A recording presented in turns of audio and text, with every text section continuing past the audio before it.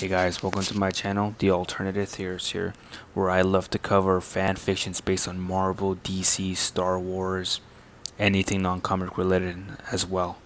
Today I will do a Marvel fan fiction based on the 2002 Spider-Man movie. Today we'll be doing, what if Peter Parker told Harry about his powers earlier? I believe that if Peter would have said something sooner to Harry, it would have changed the timeline and how Harry would have viewed Spider-Man. Our story begins right after the death of Uncle Ben and the graduation ceremony of Peter and Harry Osborn. After getting back from his graduation, his aunt offered him something to eat, in which Peter rejects the offer. How could he eat? His uncle wasn't even there for his graduation, and eating dinner just wasn't the same without him. Nor seeing his uncle's killer fall to his death brought him joy or comfort either. After hours of not coming out of his room, his Aunt May goes in to comfort and talk to him, where Peter at the same time admitted that he said things to him and wished he could take it all back. May reminded him that Ben loved him and he loved him back, that even though he wasn't there to see him graduate, he was there in spirit, and how he never doubted the man Peter would grow into, and how he'll never disappoint him even in death, as she left the room. After a couple seconds of deep thought, he reaches out for his black briefcase and opens it, and sees his wrestling shirt and his drawing design he made. As he stares at the drawing, he hears the wise words of Uncle Ben. With great power comes with great responsibility. Remember that, Pete. Remember that, as Peter carries these words for the rest of his life. After hearing those wise words, Peter knew if he went public about his powers, his friends and family would be in danger, so he decided to keep it a secret for their safety.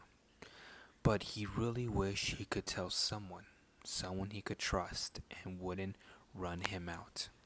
He definitely couldn't tell MJ. He loves her way too much and to put her life in danger like that.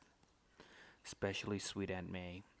But who better else to tell than your best friend and brother who stuck by you in high school and when you were getting bullied? Peter gets his phone and calls Harry. Hello? Hey, Harry, it's me, Peter. Sorry, I hope I didn't wake you up. No, you didn't. I was just about to knock out, buddy. What's up? Everything good? You sound a little tensed. Peter would calmly say, Oh, no, I'm not, but there's something I really need to talk to you about. But in person, and it's, well, personal. Why, Pete? Is everything okay? Why not tell me now? Not to make you sad, but does it have something to do with your uncle's death? No, it doesn't. It's a secret only I can trust you with. And no, don't worry, it's nothing illegal or bad. It's something I trust you as my best friend and brother to keep. Now, tomorrow, meet me at the city indoor basketball court at 1 o'clock. Is that cool? Harry, worried and curious with what Peter has to tell him, agrees to meet him. Yeah, sure. I'll see you tomorrow then. Alright, sounds good. Sleep well. This gave Peter peace in mind. Tomorrow he'll tell Harry everything, and knew that if anyone could keep his secret, it would be him. As Peter goes to sleep, he looks across the window to see MJ and prompts himself that one day he will tell her everything, but right now was not the right time. As Peter goes to sleep, he thinks about his drawing and how he will create it. The next morning, he woke up with a nervous yet positive attitude as he is excited to show Harry what he can do, but he is also nervous how Harry will react. Peter leaves his house and goes to meet with Harry. He makes one stop and decides to web swing there the entire way, carefully not be seen by anyone. After swinging a couple blocks, he finally sees the basketball court and he sees Harry waiting for him.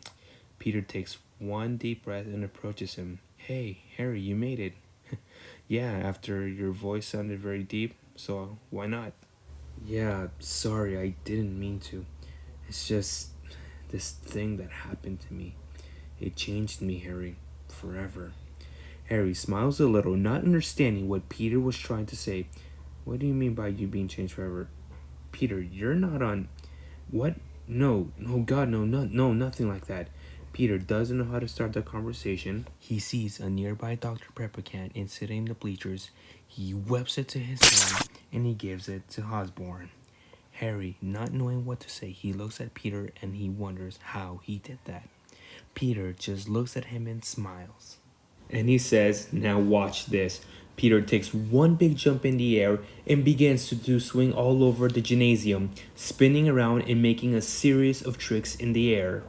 He does one last backflip and lands a couple feet away from Harry, who is starstruck and filled with excitement and yells, "How did you do that? What else can you do? Peter, can you fly?" Peter laughs a little and calmly tells him, "No, but I can walk and climb on walls. I'm really fast, plus I have super strength, dude." Harry puts two and two together and remembers that day in school when Flash Thompson tried to fight Peter but couldn't lay a finger on him. And when Peter blocked his fist, he punched him in the chest, sending him across the hallway like nothing, humiliating him in front of school. "So that explains why you left in such a hurry." "Yeah, I also have like this spider sense of whenever danger is coming or nearby, and once it is, I react pretty damn fast to it. Peter, this is amazing and spectacular." "Yeah, it is. I'm sorry I didn't tell you earlier. It's just I didn't want you to think of me as a freak. Peter, you're my best friend since grade school. I wouldn't think of you less. I mean, you're right. This changes you forever.